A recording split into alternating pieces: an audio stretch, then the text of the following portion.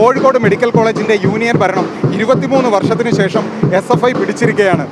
രാഷ്ട്രീയപരമായി vote ചോദിച്ചുകൊണ്ടാണ് തങ്ങൾ വിദ്യാർത്ഥികളെ സമീപിച്ചത് എന്നാണ് SFI പറയുന്നത്. അതുകൊണ്ട് തന്നെ SFIയുടെ രാഷ്ട്രീയ നിലപാടിനുള്ള വിജയമായി SFI ഇതിനെ വിലയിരുത്തുന്നു. എങ്ങനെയാണ് ഈ വിജയത്തെ കാണുന്നത്? ഇത്തരത്തിലൊരു വിജയം പ്രതീക്ഷിച്ചിരുന്നു? നമ്മൾ 22 വർഷമായിട്ട് ഈ കോളേജിൽ ഒരുപാട് സഖാക്കൾ ഈ രീതിയിൽ ഈ ഒരു വിജയത്തിന് വേണ്ടിയിട്ട് ഒരുപാട് പൊരുതിയിട്ടുള്ളതാണ്. അപ്പോൾ ഞങ്ങളുടെ മാത്രം വിജയമായിട്ടല്ല, ഇവിടെ ഇതിനു വേണ്ടി പ്രവർത്തിച്ച ഒരു ഭൂരിഭാഗം വിദ്യാർത്ഥികളും ഇതിൻ്റെ മുമ്പ് ഇവിടെ പ്രവർത്തിച്ച ഒരുപാട് സഖാക്കളുടെ കണ്ണീരും പ്രയത്നമാണ് ഞങ്ങളുടെ ഈ വിജയം. ഇത്തരത്തിലൊരു പ്രതീക്ഷിച്ചിരുന്നു? നമുക്കൊരു സംശയം ഉണ്ടായിരുന്നു.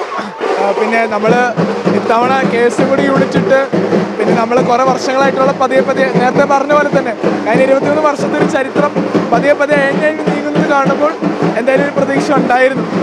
പിന്നെ ഇത്രയ്ക്ക് ഒരു ഇത് നമ്മൾ എത്തുന്ന ഒരു ഐഡിയ ഉണ്ടായിരുന്നില്ല.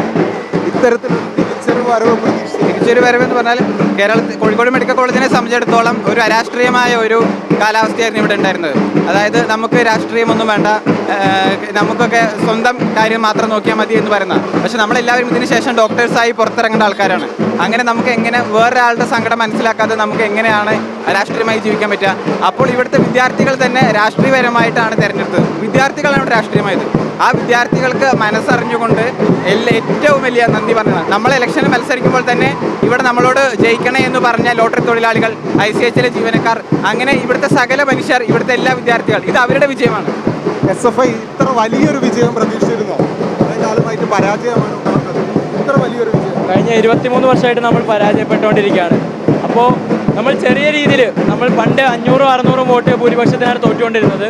പിന്നീട് നമ്മൾ ചെറിയ രീതിയിലുള്ള മുന്നേറ്റങ്ങൾ നടത്തി തുടങ്ങി. നമ്മൾ 2-3 സീറ്റ് വെച്ച് ജയിച്ചു തുടങ്ങി. നമുക്ക് ഉറപ്പായിരുന്നു ഇന്നോ നാളെയോ നമുക്ക് കോഴിക്കോട് മെഡിക്കൽ കോളേജിലെ യൂണിയൻ ഗ്രൂപ്പിൽ SFI മുഴുവൻ പാനലായിട്ട് തന്നെ കയറാൻ പറ്റുന്നതാണ്. അപ്പോൾ നമുക്ക് 2 സീറ്റ് കൂടി ബാക്കിയുണ്ട്. അടുത്ത വർഷം മുഴുവൻ പാനൽ SFI ആയിട്ട് ജയിക്കുന്നുള്ളൊരു ഉറപ്പ് കൂടി നമുക്കുണ്ട്. ഉപ്പ ഡോക്ടർ KT ജലീലിൻ്റെ പാത പിന്തുടർന്ന് രാഷ്ട്രീയത്തിൽ സജീവമാക്കാനാണോ? അത്തരത്തിലുള്ള ഒരു പ്ലാനും ഇപ്പോൾ ഇല്ല.